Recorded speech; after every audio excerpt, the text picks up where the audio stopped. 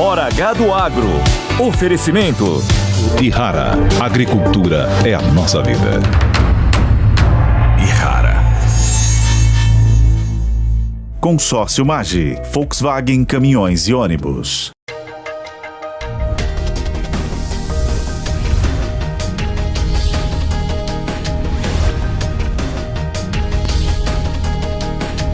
Hora H do Agro, com Kellen Severo. Olá, sejam muito bem-vindos ao Hora H do Agro. Vamos aos destaques de hoje. Você vai ver os planos do Partido Comunista Chinês para o futuro. Em plenária, Xi Jinping traça estratégia para a segunda maior economia do mundo. E a gente vai entender os impactos para a economia, para o agro e geopolítica mundial. Depois do atentado, o favoritismo de Trump aumenta nas eleições dos Estados Unidos. O republicano já dá sinais de como deve atuar na geopolítica com Taiwan. E isso importa para o agro, nós vamos detalhar aqui. No Rio Grande do Sul, produtores rurais protestaram no estado e eles pedem ajuda para recomeçar depois das enchentes. Governo federal quer publicar medida provisória com socorro aos agricultores do estado gaúcho até o fim deste mês. E mais, no Paraná, agricultores do oeste do estado paralisam uma rodovia em protesto contra a invasão de terras por parte de indígenas. Você acompanha tudo isso e muito mais no Hora H do Agro, que já está no ar. Aconteceu nesta semana a tradicional plenária do Partido Comunista Chinês. No encontro, os dirigentes delimitaram direções estratégicas importantes para o país nos próximos anos, com impactos no desenvolvimento econômico e social chinês. Um comunicado divulgado pela agência estatal chinesa destaca alguns pontos relevantes. Vamos ver. Estão, por exemplo, o que prevê uma coordenação de um novo tipo de industrialização, urbanização e revigoramento rural. Ele cita ainda o objetivo de elevar o nível de integração urbana-rural e consolidar, aprimorar o sistema de operação rural para desenvolver a agricultura, beneficiar áreas rurais e prosperar agricultores. Finaliza citando ainda que deve aprofundar uma reforma do sistema agrário. Já na área militar, o comunicado diz também que a modernização da defesa nacional e do exército chinês constitui uma parte importante da modernização do país e cita o cumprimento de metas do centenário do Exército Popular de Libertação. Essa plenária do partido acontece em um momento em que o país passa por uma série de desafios econômicos. E nessa semana, por exemplo, a China divulgou os dados do Produto Interno Bruto, que cresceu 4,7% no segundo trimestre deste ano em relação ao mesmo período de 2023. O crescimento ficou abaixo do esperado pelo mercado, que estimava aumento de 5%. Se soma a esse contexto a pressão geopolítica e também tarifária, com produtos chineses sendo inclusive taxados nos Estados Unidos e na Europa. Para o agro, esse tema importa demais, já que a China é o principal parceiro comercial e a gente precisa saber das mudanças de lá com potenciais impactos aqui. A gente vai agora tratar de China e ver o que podemos esperar depois dessa reunião do Partido Comunista Chinês com Alê Delara. Ele é diretor da Paine Agronegócio. Alê, seja bem-vindo à Hora H do Agro. Olá, Kellen, obrigado pelo convite. É sempre um prazer falar com você. Alê, obrigada pela companhia. Primeiro, a China ela tem desafios econômicos importantes. O Partido Comunista Chinês está traçando meta não só para 24, mas também para os próximos anos. O que você espera nas ações de Xi Jinping na economia com repercussão para o Brasil e para o agro brasileiro? Sim, Kellen, a China ela tem um desafio muito grande, principalmente esse ano, porque a base de comparação para o crescimento do PIB, ele pegou uma base muito alta, que foi o crescimento de 5% do ano passado. E há alguns problemas muito importantes que o Xi Jinping tem que resolver. Entre eles, a inflação, ele tem que causar inflação na economia chinesa, está sendo um desafio. A China vem com deflação já no PPI, que é a inflação ao produtor no último indicador publicado pelo setor de estatística lá da China, e esta deflação ela deve-se a uma grande capacidade industrial. A China não consegue reduzir essa capacidade industrial, aliado a uma crise de confiança da população que não está consumindo. A população está aumentando a sua poupança e está consumindo pouco, e nós podemos ver esse reflexo no setor imobiliário chinês. Para o agronegócio, ele acaba sendo importante porque a China, como o maior comprador de produtos aqui do Brasil, é uma questão de financeira da própria China. Ainda mais quando nós olhamos que esses desafios, já que há uma crise de confiança do consumidor, a China precisaria exportar esse excedente industrial para países compradores como Estados Unidos e Europa. Mas com a provável vitória de Donald Trump, o Joe Biden mesmo, já ainda na presidência, colocou taxas novas, a Europa está colocando taxas novas, as exportações chinesas para o Ocidente acabam ficando mais complicadas. Então, esse é um cenário favorável ao Brasil, que pode ser ancorado aí nessa meta de crescimento chinês, mas de uma vertente um pouquinho diferente, de um canal um pouco diferente do planejado inicialmente. Interessante. Você está falando em crise de confiança lá dentro e também de impacto nas exportações chinesas para o mundo, citando aqui exemplos dos Estados Unidos, da Europa, e ainda mencionou o favoritismo de Trump depois do atentado que o republicano sofreu nesta última semana. Objetivamente, Donald Trump deve intensificar a guerra comercial com a China. No plano de governo, ele fala em tarifa por tarifa, olho por olho, tarifa por tarifa, e mira também na China. Vem aí uma intensificação da guerra comercial dos Estados Unidos em relação à China, com qual efeito colateral para o Brasil? Porque na última vez, Delara, o Brasil se beneficiou de um incremento importantíssimo na demanda por soja quando a China migrou da demanda de lá para cá. Isso vai acontecer desta mesma maneira novamente? Essa é uma grande pergunta, Kellen, porque no primeiro mandato do Donald Trump, assim que a China assinou um acordo com os Estados Unidos, que foi conhecido a implantação da primeira fase do acordo, a China ela reduziu as tarifas, por exemplo, da importação de soja, que nos Estados Unidos eram de 25%, e igualou a tarifa brasileira de 10%. Então, isso deveria fomentar as exportações norte-americanas. Isso não aconteceu porque o Donald Trump assumiu, acabou elevando tarifas e entrou em guerra com algumas empresas listadas na Bolsa norte-americana, e a China olhou para o Brasil e o Brasil acabou se beneficiando deste cenário. Mas esse foi o primeiro mandato de Donald Trump. Agora nós vimos o Joe Biden colocando algumas tarifas, inclusive de veículos elétricos, que é um dos grandes produtos que a China tem enviado ao exterior, uma tarifa que chegará a 100% até o fim deste ano. E na última semana foi noticiado que o Trump poderia elevar em até 60% as tarifas de produtos chineses. Numa entrevista, o Trump disse que não falou isso, que é de 50%, que particularmente eu acho que não resolve grande coisa, numa medida de proteger a economia americana. Isso causa uma provável retaliação da China. E nós vemos isso acontecendo agora porque as exportações de soja norte-americanas para a próxima temporada 24 e 25 estão a 1/3 do que foi no ano passado. São as vendas mais baixas dos últimos 23 anos. Enquanto isso, o Brasil segue exportando um grande volume. As exportações nossas de soja, que deveriam ser menores, já estão no mesmo ritmo do ano passado. Nós não temos toda esta soja. E outro detalhe que é muito bom de nós vermos é as exportações de algodão também cresceram muito esse ano. O Brasil se tornou o maior exportador de algodão e o nosso comprador é a China. Então, a China realmente tem olhado para o Brasil, ele tem usado os Estados Unidos como um fornecedor pontual, mas eu ainda teria algumas dúvidas para emplacar esse cenário, porque numa das entrevistas que o Trump deu na semana passada, ele disse que é amigo de Xi Jinping, então possivelmente ele possa se aproximar da economia chinesa, não implantar as tarifas como o mercado ventila essa possibilidade. Falou contra Taiwan, dizendo que Taiwan tem que pagar pela proteção norte-americana, então pode-se entender, será que não é uma carta branca para a China poder agir contra Taiwan? Então, existem essas dúvidas baseadas nas últimas falas de Donald Trump com relação à China e também com relação à Rússia. O que você está fazendo de uma outra forma, e se eu não entendi bem, me corrija, Delara, é relativizando essa projeção de uma intensificação da guerra comercial entre Estados Unidos e China no caso de uma vitória de Trump. É isso que você está fazendo nesse momento, correto?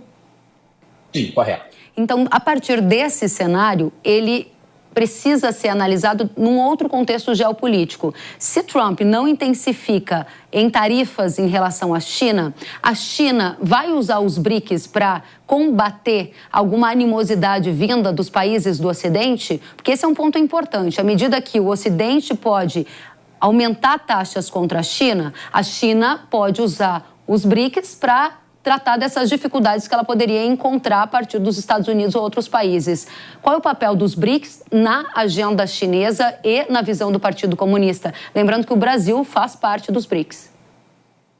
Sim, o Trump ele pode não intensificar as ações contra a China, o protecionismo contra a China da maneira que o mercado espera, mas não que ele vá fazer algum afrouxamento. Então, as tarifas de veículos elétricos, as tarifas contra o aço, as tarifas contra produtos médicos, contra equipamentos hospitalares, isso deve ser mantido, o que o Joe Biden colocou, e provavelmente alguns outros produtos também terão estas elevações. A Europa já está fazendo isso também, a China tem negociado com a Europa para ver se ameniza essa questão da elevação de tarifas. Como a China tem um desafio para colocar os seus produtos no mercado, seja no mercado doméstico ou seja no mercado internacional, e o mercado doméstico nós vemos uma crise de confiança, a população não está comprando, consumindo esses produtos, a saída seria a exportação.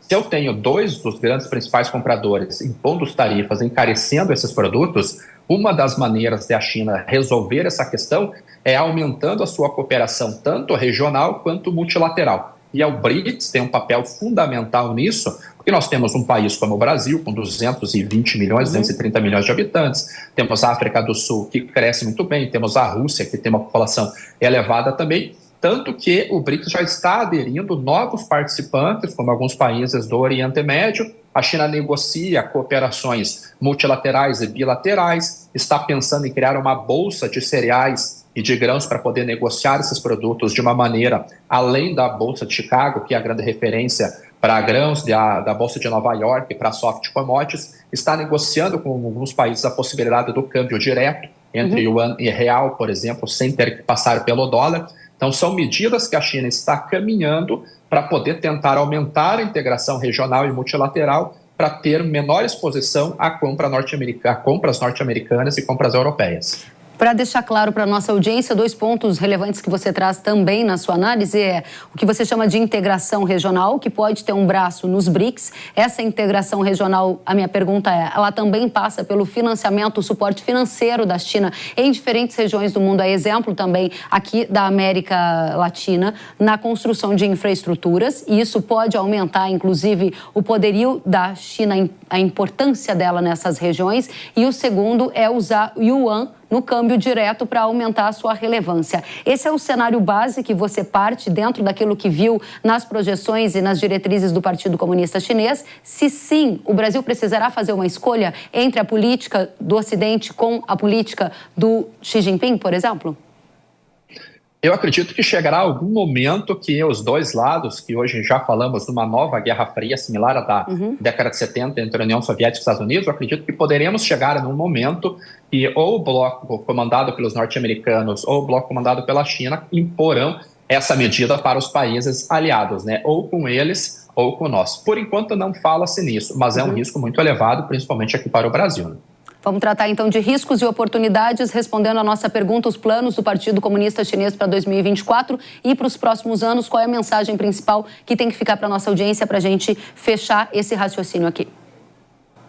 O Xi Jinping ele está trabalhando realmente olhando o futuro da China, tanto que já há alguns anos, agora ele só reforçou essa visão que eles têm que reduzir a dependência do mercado internacional. Então, para o Brasil, nós temos que ficar de olho, não já imediatamente, mas para os próximos anos isso deverá trazer algum impacto, porque já há 3, 4 anos que o país anuncia que vai elevar a produção de alimentos. Nós já vimos eles liberando sementes geneticamente modificadas de milho, já há um bom volume sendo produzido nesse sentido. Na última semana, eles anunciaram medidas para recuperar terrenos urbanos degradados com excesso de sal, com tecnologia que já está sendo testada para aumentar essa produção agrícola no país, já que eles têm uma área agriculturável muito pequena, em torno de 11% do território. Então, para o Brasil, nós teremos no curtíssimo prazo um cenário muito vantajoso, com possível aumento das exportações, como nós vimos a de milho, com o protocolo fitossanitário assinado em 2022, recorde de exportação de soja, o algodão indo muito para lá, açúcar indo muito para lá, mas no médio prazo, talvez já em 2025, nós possamos ver algum reflexo em alguns produtos com essa elevação da produção agrícola da China. Então é algo que eu acredito que deveríamos ficar muito de olho e já ficar preparados para uma possível redução em algum momento das compras chinesas. Ale Delara, muito obrigada pela sua presença aqui conosco, trazendo essas análises. A gente segue juntos, volte mais vezes. Eu que agradeço. Obrigado, Hélio. Até a próxima. E agora a gente avança para a questão da China envolvendo também Taiwan. Isso porque nesta semana o candidato à Casa Branca pelos republicanos e ex-presidente Donald Trump afirmou em uma entrevista a Bloomberg, olha só, que a ilha deveria pagar aos Estados Unidos pela defesa, já que isso não dá nada aos americanos. E ele reforçou dizendo, abre aspas, nós não somos diferentes de uma companhia de seguros, Taiwan não nos dá nada. A posição do Trump contrasta com a atual condução do presidente Joe Biden, que tem estreitado laços com a ilha e fornecido ajuda para evitar um aumento da influência da China sobre a ilha de Taiwan.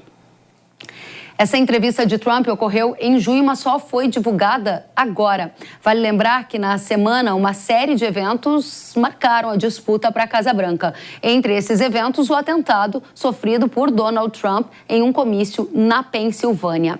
Além disso, o Partido dos Republicanos realizou a convenção nacional, onde oficializou Trump como candidato à disputa. No encontro foi definido também J.D. Vance, senador de Ohio, como vice de Trump. Em relação aos democratas, Joe Biden foi diagnosticado com Covid-19 e vai ficar em isolamento. Ele cancelou um discurso que estava marcado para um evento em Las Vegas. A gente vai agora analisar os efeitos das eleições dos Estados Unidos no agro, sobre a perspectiva geopolítica, econômica e também de mudanças que estão no radar. Para isso, a gente vai receber o Christopher Garman. Ele é diretor para as Américas da Eurasia Group. Christopher, seja muito bem-vindo ao Jovem Pan News. É um prazer estar aqui, obrigado pelo convite, é uma honra sempre participar do seu programa. Muito obrigada pela companhia e a gente vai começar pelos fatos mais recentes, a exemplo do que Trump falou em relação a Taiwan. E aí a minha pergunta se conecta de duas maneiras. Primeiro, o favoritismo de Trump aumentou depois do atentado? Segundo, há como considerar ele já eleito e por isso a gente olha agora com mais atenção para as falas em relação a Taiwan? Olha, sem dúvida nenhuma, o favoritismo do Trump aumentou ao longo desse último mês. Primeiro, pela incapacidade cognitiva que ficou mais exposto no debate entre o Biden e o Trump, que ocorreu 4 meses atrás. De lá para cá, tem uma pressão enorme dentro do partido para o Biden sair da disputa presidencial e trocar as candidaturas. Nós tivemos uma cobertura intensa na mídia das dificuldades cognitivas dele, então ele tem sofrido uma bateria de noticiário negativo com relação a ele. Houve o atentado contra o Donald Trump, onde ele reagiu de forma surpreendente, punho no ar, gritando luta. E esse atentado reforça a probabilidade do Trump por uma razão talvez mais importante, que é toda a linha de ataque democrata contra o Donald Trump, na campanha estava planejado a fazer um argumento que ele é um risco autoritário e propagador de extremismo político. Então, à medida que ele é vítima de um ato de extremismo político, e os republicanos argumentando que o ataque democrata é que instigou um ambiente que fomenta a violência, fica difícil os democratas atacarem o Trump dessa mesma forma. Então, a maneira com qual os democratas poderiam reduzir a vantagem do Trump está parcialmente minada. Não está dado. Nós temos uma economia que está melhorando, as margens nos estados-chaves que vão ditar o eleitoral são bem estreitas, o Trump só está uma vantagem de 2, 3 pontos nesses principais estados. Temos 3,5 meses antes da campanha, ou 4 meses, então é muito tempo pela frente. Então, assim, mas a probabilidade do Biden, os democratas prevalecerem, caíram. Nós, na Eurásia, estamos quase 70%, 75% de chance do Trump ganhar essa eleição. 75% de chance do Trump ganhar a eleição, e dentro desse contexto de análise política que vocês fazem, a gente precisa então capturar alguns sinais que Trump já está dando, principalmente depois desse evento que, de acordo com o que você coloca, também afeta aí as intenções de votos, pelo menos de alguns eleitores. O contexto é Taiwan. Taiwan importa para o agro brasileiro pelas relações com a China, pelas relações com os Estados Unidos e por todo o xadrez geopolítico. Num cenário em que as suas projeções se confirmam e Trump é eleito presidente da República dos Estados Unidos, qual é o destino da relação entre Estados Unidos e Taiwan e por que isso importa? Então vamos começar com a relação Estados Unidos e China e depois falar de Taiwan. A relação Estados Unidos e China provavelmente vai deteriorar se o Trump for eleito. ele tem uma das principais estampas e propostas de governo dele é um protecionismo comercial mais elevado que nós temos visto, não só no seu primeiro mandato, mas também no governo Joe Biden. E se a gente escutar os assessores que devem ser influentes em segundo o governo Trump, e aqui eu chamaria a atenção para o ex-secretário de Comércio, ou que lidava com negociações comerciais, Robert Lighthizer, ele está com propostas muito protecionistas e, evidentemente, a proposta amplamente conhecida, que já foi ventilada, de pôr uma tarifa de importação de 60% sobre produtos chineses. Tá? Não sabemos, e é improvável que uma tarifa de importação de todos os produtos chineses seja colocado nesse volume, que seria muito elevado, mas é um sinal relevante de um protecionismo comercial mais agudo de um lado e também uma posição geopolítica e estratégica de segurança nacional mais belicosa com relação à China. Acho que todo o entorno do Trump enxerga a China como uma grande ameaça geopolítica. Isso também é visto nos democratas, mas os instrumentos devem ser mais ousados do lado comercial e também no posicionamento geoestratégico. Isso é muito importante para o Brasil e praticamente o agro brasileiro, porque se de fato os americanos colocam tarifas na China, a China, vamos ver, deve retaliar. E onde é que eles vão retaliar?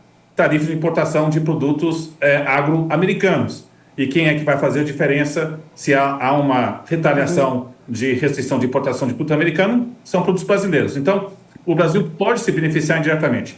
Agora, no segundo ponto sobre Taiwan, de fato, ele colocou na entrevista com a Bloomberg uma possível enorme mudança, que é o Taiwan tem que pagar para o nosso apoio militar, eles roubaram nossos chips. Então, no fundo, o Trump está dizendo que talvez não vai haver a defesa de segurança de Taiwan.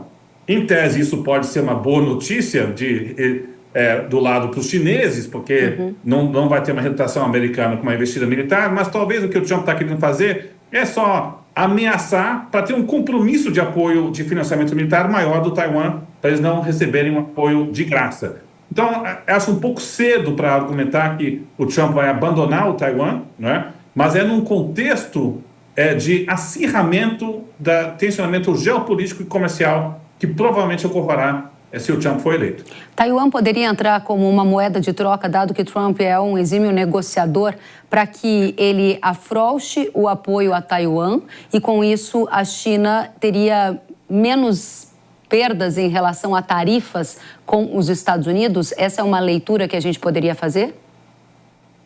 Eu acho que a visão dentro do governo Trump é que a China está tirando vantagem da comunidade americana através de empregos e roubo tecnológico e assim por diante, é muito forte e provavelmente Taiwan não entra no hall dessa jogada. O que nós, pelo menos a gente tem apurado, é que a fala do Trump expressa que para ele não enxerga como um objetivo geoestratégico tão importante a defesa de Taiwan. Esse é um ponto importante. Então, no fundo, o que talvez ele queira é que Taiwan pague um preço financeiro de apoio militar para ter um pouco essa cobertura de segurança. Então, ele recebe algo em troca de Taiwan. Então, mas eu não acho que garantia da China com relação a Taiwan vai de fato reduzir o potencial de tarifas americanas sobre a China. O que a China pode fazer é alguma garantia de menos restrição de exportação, alguns tipos de negociação, como foi feito no primeiro mandato. Mas vai ser mais difícil, porque eles vão entrar mais arrojados. Mas você tem um ponto importante, que é o estilo negocial do Trump. É sempre isso, ele ameaça com coisas muito fortes e tenta chegar a um acordo. Então, nós na Eurásia, nós estamos mapeando isso em várias áreas. O risco de ameaçar e não ter um acordo e resultado pior é maior, e também o risco de chegar a um acordo é maior. Então, as duas caudas aumentam, né? Seja na negociação com a Europa, negociação com o México, negociação com a China. A gente vai ter esse padrão, sim, de uma Casa Branca Trump. Muito bem, e esse ponto que você está colocando em relação à estratégia do Trump, em relação a conflitos internacionais, está inclusive nas plataformas de governo que ele já divulgou, dizendo que ele não pretende entrar em guerras que ele considera desnecessárias. E aí a gente pode ter um exemplo, a questão de Taiwan, que você está aqui ilustrando, e também uma sinalização de como poderá ser o desfecho da guerra entre Rússia e Ucrânia, que hoje é muito suportada pelo Ocidente. A Ucrânia é muito suportada pelo governo Biden. Sem esse suporte financeiro e militar, a gente poderia ter uma vitória da Rússia e, com isso, um novo rearranjo geopolítico. O que você está enxergando em relação à Rússia e Ucrânia? E eu pergunto porque, para a nossa audiência, esse leste europeu é produção de trigo, é produção de milho, que concorrem com produtos do Brasil em muitos casos, fertilizante russo que vem para o Brasil, diesel russo, ou seja, importa demais, Christopher, desculpe. Não, perfeito. Olha, excelente pergunta e bem importante para o setor agro brasileiro. Na nossa visão da Eurásia, acreditamos que o cenário mais provável, com ou sem a eleição do Trump, é que nós vamos ter algum avanço militar minimamente bem sucedido russo, que não chega próximo de uma retomada do país ou a capital Kiev, mas teremos um avanço maior na parte leste do país e, eventualmente, algum tipo de acordo de repartição. Com Trump ganhando, o que pode ocorrer é que podemos ter um aumento do tensionamento, porque vai ser um abandono americano com apoio militar aos ucranianos, um pânico entre os aliados europeus para tentar recompor esse apoio militar americano para a Ucrânia, que não vai ser fácil, não só do lado dos armamentos bélicos, mas também do lado do financiamento, da maneira com a qual a União Europeia e a Europa se organiza para poder ajudar a financiar a Ucrânia. Então, portanto, o desespero do Zelensky de uma possível avanço russo vai ser maior e talvez aí o risco de um conflito um pouco mais exacerbado no curto prazo aumente, porque um Zelensky desesperado pode tomar medidas que tragam um risco de cauda de um conflito que possa incluir a OTAN, tá? Não é o nosso cenário, mesmo com o Trump ganhando. O que deve ocorrer é que, em algum momento, temos algum tipo de acordo lá na frente. O risco de cauda aumenta um pouco com o Trump, mas não muito. Mesmo que acelera esse processo, tá certo? Então, a preocupação nossa geopolítica, acho que permanece mais na China, e não só em Taiwan, mas também no South China Sea. No contexto de relações ruins entre Estados Unidos e China, os conflitos geopolíticos na Ásia tendem a aumentar, mesmo nessa ressalva que nós falamos sobre Taiwan. Então, com Trump estamos menos preocupados de Ucrânia, é um risco de cauda que existe, mas um pouco mais na relação Estados Unidos e China. Só para ver se eu entendi, a sua visão pode ser compreendida em alguma medida para um fim da guerra entre Rússia e Ucrânia? Eu acho que a gente vai ter algum avanço russo maior, e a gente está vendo que o apoio militar na Europa e nos Estados Unidos não é inesgotável, tem algum limite. E dentro da Ucrânia também, está tendo um apoio maior da opinião pública para negociar com a Rússia. Interessante isso. Então, a capacidade do Zelensky em manter uma guerra por ano após ano também começa a se dissipar. Então, nosso cenário é que, em algum momento de 2025, vai ter algum acordo de repartição e uma diminuição dessa guerra. Talvez não seja um equilíbrio plenamente estável, mas se esgota um pouco esse ciclo. Até chegar lá, pode ter mais tensionamento. Chega ao ponto de interromper exportação agro, produção de fertilizantes, achamos que não. Perfeito. Mas é um risco que a gente está monitorando. Importante. Agora, outro risco que a gente precisa observar, ou oportunidade, vai depender da sua ótica, é como será a relação do governo republicano, um governo mais de direita, com o governo de Lula, um governo mais de esquerda aqui no Brasil. Isso pode impactar em alguma questão comercial, objetivamente? A relação vai ser difícil, sem dúvida nenhuma. Em termos ideológicos, vamos ter dois presidentes em linhas opostas. A natureza do debate na campanha americana, que é o Biden acusando o Trump de ser uma ameaça à democracia e os republicanos acusando o Biden de ser uma ameaça aos direitos de expressão de liberdade individual, é o espelho do debate aqui no Brasil. Então, saindo de uma disputa acirrada, onde os republicanos vão dizer: não, é o Biden que ameaça a democracia, ele faz parte de um clubinho de comunistas socialistas globais que inclui o Trudeau, e que inclui o Macron e que inclui o Lula.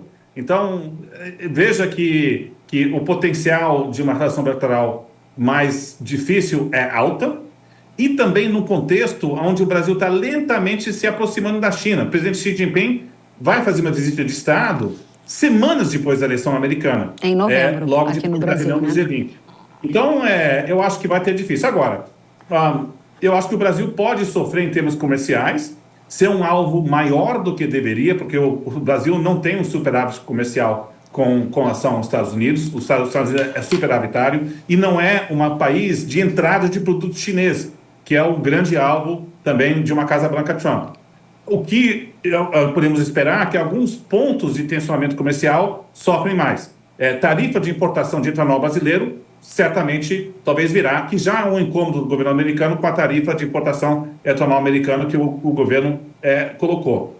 Aço talvez possa ser. Então, acho que é mais pontual, mas não tão abrangente em termos de medidas comerciais. Mas etanol, sem dúvida nenhuma, pode ser um alvo de um governo Trump. Interessante. A gente vai aprofundar essas duas questões com você, porque à medida que você cita que o Brasil está lentamente se aproximando da China e que, ideologicamente, a distância entre Trump e Lula pode trazer algum efeito colateral ao comércio, a gente olha aqui para o nosso vizinho Milei, que está recuperando a economia e que tem uma política muito parecida, muito modo de ver entre Trump e Milei semelhante. Significaria uma aliança mais próxima entre Estados Unidos e Argentina, em que o Brasil seria alijado de alguns negócios na área agro, por exemplo, carnes ou grãos, e aí sim a gente teria uma transformação e um efeito colateral para o agro? Talvez isso é um pouco demais, tá? Assim, sem dúvida nenhuma, vamos ter uma relação próxima de um governo Trump com o governo Milei, né?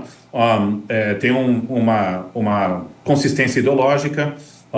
Eu acho que o grande benefício para a Argentina está mais numa ajuda mais benéfica do Fundo Monetário Nacional, do FMI. A gente está com dificuldades macroeconômicas severas, então o governo Trump pode ajudar nesse sentido, tá? Mas a gente tem que lembrar que a relação bilateral dos Estados Unidos e Brasil tem uma certa textura e consolidação que não vai ser partido ou quebrado de uma forma mais importante. Tem empresas americanas também no setor agro que estão investidas no Brasil. O Brasil é uma grande potência agro. Então, o lado de investimentos americanos tende a ficar em um modo meio cruise control, meio que vai indo e continuando. Nós vimos isso no governo Trump anterior, né? Mas eu acho que essa relação bilateral meio que se mantém. Pode ter algum foco, sim, do lado do setor etanol, no cenário de aço. Não vai ter uma cooperação tão forte no lado ambiental, isso é um tema. Mas eu acredito que a gente olha, por exemplo, investimentos americanos no setor de mineral crítico, lá do agro, permanece, mesmo com uma orientação esfriada na relação bilateral chefe de Estado a chefe de Estado. Muito bem. Uma última pergunta sobre o novo governo Trump, se ele se confirma. A gente tem um vice de Ohio, um vice que já recebeu algumas cartas de associações que representam o meio rural, que o consideram amigo da agricultura. Temos no plano de governo de Trump algumas linhas dizendo que será colocado um freio na agenda verde, na agenda ESG, com excessos de regulações ambientais nos Estados Unidos, e isso pode impactar o agro. Gostaria de saber a sua visão sobre o suporte que o governo Trump vai dar para os norte-americanos produtores rurais que o suportam também, que são seus eleitores e que na última temporada, quando houve a guerra comercial, foram prejudicados por esse deslocamento de demanda dos Estados Unidos para o Brasil. Ele não vai deixar os norte-americanos da área rural desamparados, vai? Não, eu acho que nós vamos ter um governo Trump que vai ter que dar mais amparo para o setor, particularmente se entra numa guerra comercial com a China, onde a China retalia com tarifa de exportação agro-americana. Então, medidas de amparo, não só de subsídios, mas também de um certo protecionismo de produtores americanos. A gente olha para também o setor de carnes ou exportação brasileira, talvez é um setor que possa sofrer em termos relativos. Nós, evidentemente, temos grandes players nesse sentido. Então, acho que esse lado pode sofrer um pouco, porque vai ser um governo que vai ter que dar uma mão, sem dúvida nenhuma, para o setor agro. E não só pelo perfil do apoio do Partido Republicano, mas também pela possibilidade de uma retaliação chinesa em 2025 ou 2026. Christopher Garman, muito obrigada pela sua presença. Christopher, que é diretor da Eurásia, volte sempre, o espaço está aberto para novas análises suas. Um prazer todo meu. Muito obrigada, até a próxima. E a gente segue juntos agora com mais uma análise sobre o atentado a Donald Trump e os efeitos potenciais no favoritismo dele e efeitos potenciais em uma intensificação da guerra comercial entre Estados Unidos e China, caso Trump vença as eleições. A gente tem a opinião do Aaron Edwards. Vamos ouvir. Teremos uma nova guerra comercial entre Estados Unidos e China caso Trump vença as eleições? Uma palavra que descreve muito bem para mim o comportamento do Trump politicamente é imprevisível. É possível que tenhamos uma outra guerra comercial entre Estados Unidos e China? Sim, sem sombra de dúvida. É necessário? Não, não acho necessário. O que eu diria que tem uma alta probabilidade de acontecer, caso o Trump seja eleito, é que os Estados Unidos vai se posicionar, se inserir na questão, em várias questões geopolíticas internacionais com mais força, de uma forma mais decidida, de uma forma mais, digamos, tradicional de se impor. Então, essa postura de mais força, de mais imposição, eu diria que tem uma alta probabilidade disso comparado com o governo Biden. Se isso vai se manifestar numa guerra comercial com a China ou não, é menos claro, na minha opinião. Aaron, diga pra gente quais os possíveis efeitos para o agro brasileiro dentro desse cenário de uma guerra comercial, se ela se intensificar entre os norte-americanos e os chineses. Mesmo se tiver uma guerra comercial como em 2018, e mesmo se a soja for usada como peça de barganha nessa guerra comercial, eu tenho minhas dúvidas se os efeitos seriam o mesmo. Uma grande narrativa de 2018 foi a narrativa que a China precisa da soja dos Estados Unidos. E assim que saiu a guerra comercial, o que aconteceu foi que a China direcionou todos os seus esforços de aquisição de soja para o Brasil, e o Brasil conseguiu suprir. Hoje em dia, o Brasil já produz muito mais soja do que em 2018 e já é líder consolidado como o maior produtor de soja, e eu tenho dificuldade de pensar que a narrativa que a China precisa da soja dos Estados Unidos se sustentaria, a ponto que eu tenho minhas dúvidas, mesmo havendo guerra comercial, se a soja seria uma pauta tão forte quanto foi em 2018, e mesmo se for, o mundo está mais do que convencido que o Brasil já tem soja suficiente para atender a demanda chinesa. Eu tenho minhas dúvidas se a resposta do mercado seria igual. Sempre quando saem notícias, o hábito é você reagir como reagiu da outra vez. Mas daquela queda, né, de desvalorizar o preço em Chicago 20 pontos, ter o prêmio alto, de ficar vários meses com um patamar de preço, até anos com um patamar de preço pressionado em Chicago e a demanda quase insaciável por soja do Brasil, esses efeitos todos que foram consequência da guerra de 2018, tenho minhas dúvidas se o impacto seria o mesmo havendo uma guerra comercial. Muito obrigada, Aaron, pela opinião, pela presença aqui no Hora H do Agro. A gente segue, depois do intervalo, você vai ver. Lá no Rio Grande do Sul, agricultores voltaram a se reunir e pedem socorro ao governo federal para se reconstruir, para recomeçar depois das enchentes que atingiram o estado.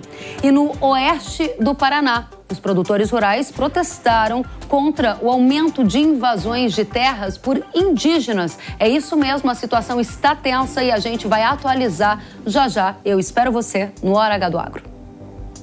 Hora H do Agro, com Kellen Severo. As doenças estremecem os investimentos e o planejamento da safra. Fusão, fungicida da Irrara, com a alta performance e o baixo investimento no combate às doenças da soja. Imbatível no controle da ferrugem, mancha-alvo, antracnose, oídio e anomalia da soja. Rápida proteção, máximo desempenho em condições climáticas desfavoráveis. Consistência em alta produtividade comprovada pelos especialistas. Fusão da Irrara, o fungicida da soja que você tem que usar. Produto de uso agrícola. Venda sob receituário agronômico. Consulte sempre o engenheiro agrônomo. aqui, Zico. Eu tenho a dica certa para você que não leva apenas sua carga, mas impulsiona o progresso. O consórcio MAGE Volkswagen Caminhões e Ônibus é ideal para ter seu caminhão novo, aumentar ou renovar a sua frota. Zero de entrada, parcelas a partir de R$ 2.800 e aqui o cartão vermelho é para os juros. Dê o primeiro passo para essa vitória. Consórcio MAGE Volkswagen Caminhões e Ônibus, a estrada da conquista começa aqui.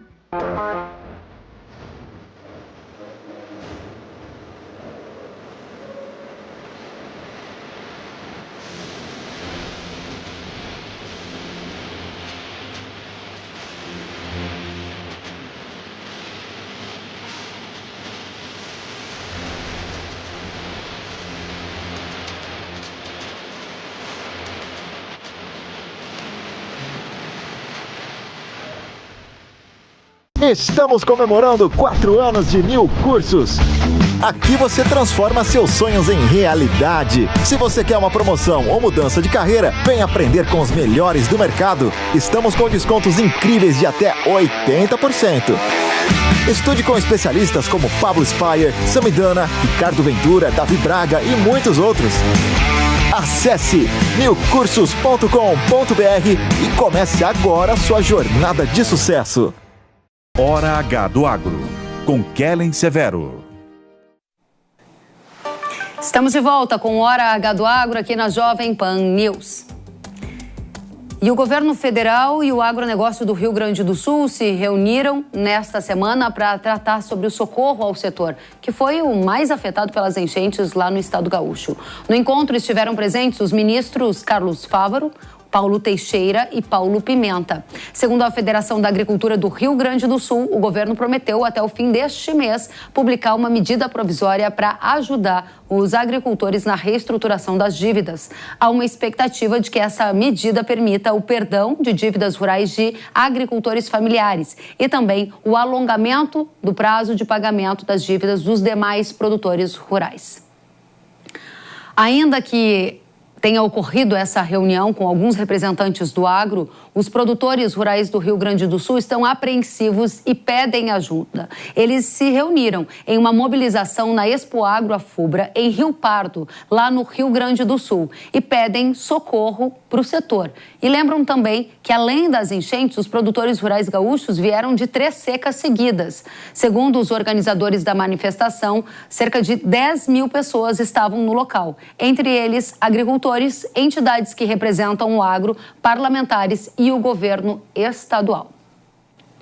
Vale lembrar também que, além da medida provisória que o governo está preparando para socorrer o agro gaúcho, tramita no Senado um projeto de lei do deputado Coronel Zucco que propõe uma série de medidas para o setor.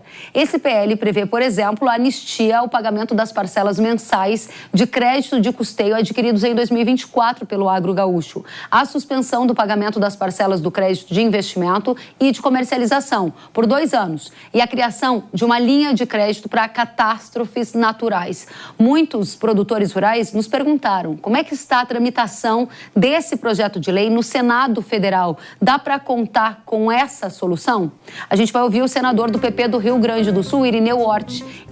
Senador, seja muito bem-vindo. A publicação, ou melhor, o trâmite desse projeto no Senado traz um alívio para o agricultor? Vai vir do Congresso Nacional a anistia das dívidas do agro brasileiro, do agro gaúcho? Na verdade, essa PL, neste momento, está parada. Ela veio aprovada pela Câmara dos Deputados, veio para o Senado, estou sendo relator deste projeto, encaminhamos para a Comissão de Agricultura e aí um senador do governo, a mando do governo, pediu vistas. E pedindo vista, tranca o projeto, o andamento dele. Imediatamente nós providenciamos um pedido de urgência para a presidência do Senado para botar em pauta no plenário. E em 2 horas, praticamente, nós conseguimos as assinaturas necessárias e o assunto foi para o presidente do Senado, que iria pôr, no primeiro momento, o ofício de urgência e votação para que no dia seguinte, na quarta-feira, fosse votado, então, no plenário esta lei, aprovada esta lei. Naquele momento, o pessoal do governo sentiu que ia ter uma derrota, talvez muito fragorosa, e veio com a proposta de editar uma medida provisória. E seria acertada a reunião no dia seguinte, que foi na quarta. O evento com o presidente do Senado foi na terça. Né? Quarta-feira, nós nos reunimos, os 3 senadores do Rio Grande do Sul, com o aval do senador Jacques Wagner, como líder do governo, com os técnicos do Ministério da Fazenda, da Agricultura, do MAPA e do Palácio do Planalto. E aí eles trouxeram algumas informações, documento, inclusive nos entregaram documento do que constaria basicamente nesta medida provisória. E que a medida sairia até o dia 26. Mas aí agora, na reunião que aconteceu em Porto Alegre ontem, o anúncio seria então dia 30. E as principais questões, elas praticamente são similares ao que consta no projeto de lei do deputado Zucco, com algumas alterações. Mas como a medida provisória, Kelly, entra em prática, entra em vigor no dia seguinte à publicação no Diário Oficial, para nós agricultores é muito mais interessante isso do que correr o risco de votar o projeto de lei que está lá no Senado, chegar no governo e ele vetar. Aí entraria naquela demora toda dos vetos que todos nós sabemos. E a medida provisória, uma vez editada e valendo, ela vai para o Congresso Nacional novamente, lógico, e lá ainda poderá ser emendada, poderá ser acrescentada, aprovada originalmente ou com mudanças. Vai depender exatamente de como vai vir. Se vai vir atendendo aquilo que é o principal interesse dos agricultores do Rio Grande do Sul afetados. Então, senador, para esclarecer, haviam 2 frentes em que o agricultor que está querendo reconstruir no Rio Grande do Sul prestava atenção. Uma delas, medida provisória do governo, tentando uma anistia de dívidas contraídas em função da enchente, que vai ser difícil de pagar, ou até uma reestruturação dessas dívidas, e a outra via, o projeto de lei, que tramita no Congresso Nacional com o mesmo propósito, anistia ou prorrogação de dívidas. Nessa situação atual, o senhor está nos dizendo que houve um pause nesse projeto de lei no Congresso e as atenções todas estão voltadas para essa medida do governo, que tinha prazo para 26, agora pode ficar para o dia 30. A sua expectativa em relação a esse assunto, enquanto representante dos agricultores, é que, de fato, a medida provisória do governo vai resolver a situação, vai ajudar a reconstruir o Estado gaúcho, principalmente na área rural? Eu diria assim que 70% a 80%, 75% dos pleitos devem ser atendidos desde que ele cumpra o que está escrito no documento que ele nos entregou aos 3 senadores do Rio Grande do Sul. Né? Esperamos que desta feita seja cumprida a promessa documentada, embora não tenha assinatura, mas é um documento que nos foi entregue em mãos nesta reunião lá no Senado, na liderança do Senado. Okay. E nós tínhamos o aval do Jacques Wagner. Então, o projeto de lei está parado, está esperando essa definição. Se for definido, ele vai para o arquivo. E se não, tem a chance de continuar o andamento da lei proposta pela Câmara dos Deputados, do deputado Zucco. Senador, para a gente encerrar, a prorrogação das dívidas do governo federal foi dada para o agro do Rio Grande do Sul até 15 de agosto. 15 de agosto está logo aí. Então, a nossa audiência está preocupada, tem pressa. O segundo aspecto, se o senhor acredita, nesses trechos do papel que o governo lhe entregou, quais são os 3 principais elementos da medida provisória? É anistia de dívida para todo mundo ou só para alguns agricultores? Quais agricultores? Se o senhor puder fazer um breve resumo. Basicamente para quem tem Pronaf, né? São 248 mil contratos de Pronaf, onde a maioria deles, 93%, tem dívidas até 20 mil reais. Essas seriam remidas, seriam extintas, seriam praticamente o governo abonaria isso e o produtor não precisaria pagar. Neste momento, mais da metade de todo o processo de dívidas do número de pessoas estaria resolvido. Quem tem Pronamp e valores baixos também, só que o número de contratos ali é bem menor. As demais dívidas, aí é que tem uma questão de prazos. O governo está oferecendo 3 anos ou 4 anos, nós pedimos 15, ou no máximo, ou no pior das hipóteses, 10, com 3 de carência. Né? Então, para o produtor poder realmente jogar essas dívidas para frente, aquele que tem dívidas maiores. E, além disso, ainda está propondo um desconto para quem tem prejuízos na lavoura acima de 30%, de acordo com o laudo técnico que deverá ser fornecido ao órgão financiador. Então é uma tabela, uma regra que ainda vai ser definida, então não é uma coisa final definida ainda, mas eu acredito que desta feita o governo vai cumprir, pelo receio que tem, que poderá ser aprovada a outra que é muito pior lá no Senado. Muito bem. Senador Irineu Hort, senador do PP do Rio Grande do Sul, obrigada pela presença na Jovem Pan News. Volte sempre. Até a próxima. Tá bom. Muito obrigado. Um abraço a todos. Até a próxima. Produtores rurais de Guaíra e Terra Roxa, no oeste do Paraná, fizeram nesta semana uma manifestação contra as recentes invasões de terras por indígenas que estão ocorrendo lá na região. As prefeituras das duas cidades revelam que houve um aumento de invasões de terras por indígenas desde o início deste mês, o que tem elevado a tensão na região. Representantes dos Ministérios dos Povos Indígenas e dos Direitos Humanos foram enviados para o local para tentar mediar qualquer conflito. O próprio Ministério dos Povos Indígenas confirmou a invasão das terras. Segundo a pasta, 22 famílias iniciaram a retomada de territórios, abre aspas, porque a comunidade em que vivem já não comporta mais habitantes. O Ministério dos Povos Indígenas também confirma a retomada de territórios tradicionalmente ocupados nos municípios de Douradina e Carapó, em Mato Grosso do Sul, no último fim de semana. Um conflito de terras entre indígenas e agricultores em Pontão, no Rio Grande do Sul, também vem sendo acompanhado. Vamos lembrar que está programada para começar em 5 de agosto os trabalhos da Comissão de Conciliação, que vai tratar das ações que envolvem o marco temporal para a demarcação de terras indígenas. Devem participar dessa comissão representantes de indígenas, do governo, estados e municípios, além de parlamentares. Essa conciliação acontece porque o Supremo Tribunal Federal declarou o marco temporal inconstitucional, enquanto o Congresso aprovou uma lei que prevê que o marco temporal é válido. E diante de toda essa lacuna, existe um aumento de tensão real no interior do Brasil, a exemplo do estado do Paraná, em que, de um lado, agricultores vão às ruas se manifestar pedindo paz no campo e o direito à propriedade privada. De outro lado, famílias de indígenas retomam a territórios que consideram seus.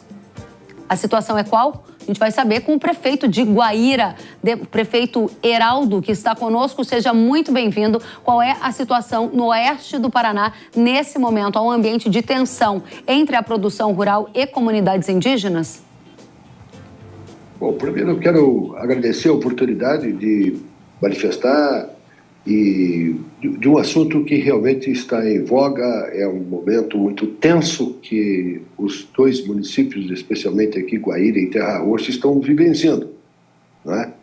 E na condição de gestor eu tenho a obrigação de... Eu acabei de hoje fazer uma videoconferência, há pouco, instantes atrás eu estava nessa videoconferência, onde foram tratados e abordados todos esses temas, né? Com os mais diversos órgãos, né? Mas ainda assim eu fiz questão de fazer o registro que a nossa visão tem 3 facetas aí que nós precisamos levar em consideração, 3 focos, né? Tem um aspecto administrativo que envolve as administrações municipais, estadual e federal. E o aspecto jurídico não pode ser vilipendiado nesse momento, porque o direito de propriedade é uma cláusula pétrea da nossa Constituição Federal, que é a nossa lei maior, e também tem um aspecto político, né? Necessariamente o Congresso Nacional ele tem que se fazer presente nesse momento crítico que o país atravessa. Quero crer que esses cuidados precisam e merecem ser considerados, porque os atores, né, envolvidos aí, eu posso citar alguns, né, a própria Itaipu Nacional, que, para minha grata satisfação, surgiu aí uma luz, né, de a Itaipu adquirir a preço de mercado porções de terras, né, aqui na nossa região, para acomodar essa situação e fazer com que os ocupantes essas ocupações irregulares sejam realocadas, né, nessas possíveis áreas a serem adquiridas a preço de mercado. Prefeito, hoje trata, portanto, os produtores... Desculpe eu lhe interromper, mas hoje, para que o país inteiro entenda, nós temos produtores rurais com terras tituladas, com áreas invadidas por comunidades indígenas que requerem aquele pedaço de terra, também com base nessa lacuna em relação ao marco temporal indígena. Esse é o cenário que o senhor está vivendo no seu município? Exatamente. Essa insegurança jurídica que estamos vivenciando, né? De um lado, os interesses dos indígenas e do outro, o direito sagrado de propriedade que nós temos no país. E nessa condição, há policiamento na região? Porque eu imagino, assim como o senhor reportou, que há uma tensão. Se há tensão, existe risco de conflito porque ambos querem o mesmo pedaço de terra. Nesse momento, a polícia, como é que está a situação?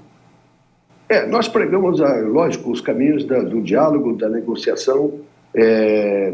Como eu falei há poucos instantes atrás, eu estava nessa comissão nacional que está mediando esses conflitos, né? E quando se fala em negociação, é preciso deixar clara a nossa posição aqui, enquanto gestor do município, dizendo que para viabilizar uma negociação é preciso distensionar essa questão, né? Fazendo com que as ocupações irregulares, especialmente essas mais recentes, né, essa ampliação das áreas ocupadas, sejam desocupadas imediatamente para que o ambiente seja realmente uma possibilidade de negociação. Perfeito, uma última pergunta. Essa é a nossa postura, é isso que nós estamos recomendando e também essa comissão precisa chamar os diversos atores, né, porque eu estou falando aqui, além da Itaipu Nacional, da Casa Civil dos 3 âmbitos, a questão do Ministério da Agricultura, a Secretaria Estadual de Agricultura, tá certo? E a Secretaria Municipal de cada município envolvido. Perfeito. Secretaria de Saúde, porque envolve essa pretensão de demarcação aqui, ela não é de hoje, mas envolve a questões de riscos fitossanitários, que foi abordado já diversas vezes, e eu faço questão de enfatizar. A questão da segurança pública, porque... Prefeito, eu vou precisar interrompê-lo porque a gente está encerrando o programa, mas eu não gostaria de deixar a nossa audiência sem uma resposta e eu sei que o senhor prontamente nos atendeu, eu gostaria dessa resposta. Foi ofertada uma outra terra para que essas comunidades indígenas se retirem dessa área em que invadiram. A comunidade indígena recebeu de bom grado essa oferta ou não? Eles pretendem ficar nessas áreas que já são de propriedade rural? Eles são absolutamente radicais, mas eu acho que vai se caminhar para uma negociação. E acabei de ser noticiado há poucos instantes também que os agricultores que sofreram essas ampliações, dessas invasões, ingressaram na justiça e obtiveram liminar no sentido de reintegração dessas posses. Excelente. É isso. Excelente. Prefeito, eu agradeço demais pelo senhor trazer para o Brasil a situação que hoje vive o oeste do Paraná, nessa tensão envolvendo, de um lado, a produção agrícola de terras tituladas propriedade privada, de outro lado, o interesse dos povos indígenas de ampliar a demarcação de terras nessas regiões. Volte sempre com mais informações. Obrigada por prontamente nos atender. Eu é que agradeço. Até a próxima, prefeito.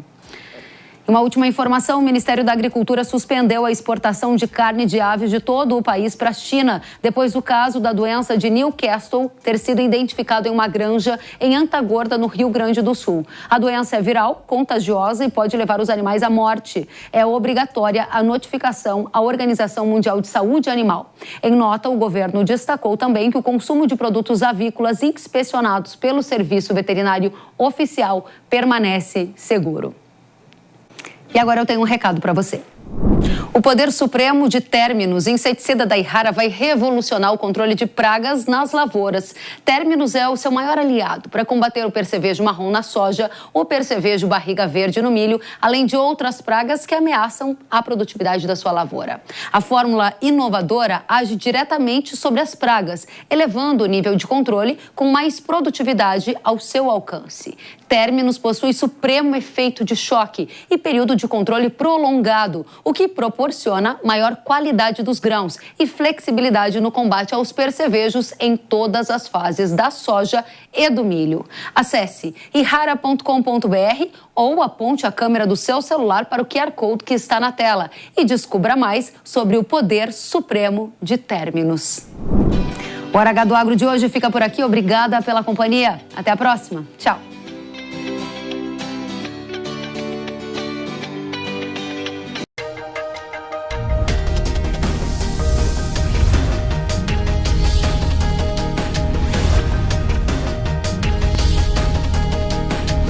Hora H do Agro, com Kellen Severo. Hora H do Agro. Oferecimento. Irara. Agricultura é a nossa vida. Irara. Consórcio Magi, Volkswagen Caminhões e Ônibus. A opinião dos nossos comentaristas não reflete necessariamente a opinião do Grupo Jovem Pan de Comunicação. Realização Jovem Pan News.